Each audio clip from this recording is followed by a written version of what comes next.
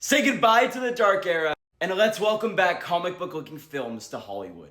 This comes with the news at James Gunn's Superman finally dethroning Man of Steel at the global box office.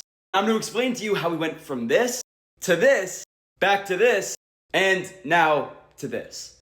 In the 1960s, we got Adam West's Batman. It was seen as an extremely campy version of the character, and it brought Batman to a lot of new faces. And Tim Burton changed all of that in 1989, where we got the Batman.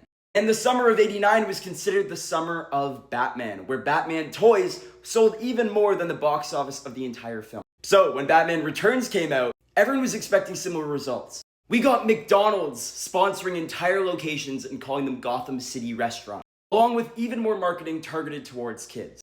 And then they saw the film with over-sexualized Catwoman and Danny DeVito biting people's noses off. And Batman Returns failed to capture the same audience. So we got Bat Nipples with the Schumacher style of the Batman franchise. These films were extremely campy and focused on the comedy, but they were panned by critics. Then the X-Men happened, and these movies made so much money, but instead of having these characters in their classic comic book costumes, they were wearing black leather. So when it was time to reboot the Batman, Christopher Nolan did the exact same thing. And he brought a dark and gritty Batman, which made so much money at the box office. Warner Brothers decided they were going to make all of their characters dark and gritty.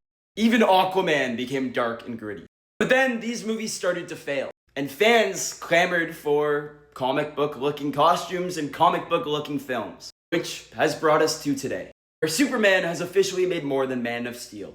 And I think that we can finally say goodbye to that era of superhero films. I think if there's one thing that Hollywood should learn from this, is that some characters can be dark and gritty, but then there's others that maybe people just want to see them be a faithful comic book adaptation. So hey, let me know in the comments down below what version of these characters do you like the best, and make sure to follow and subscribe to Stewie Reviews for much more content like this.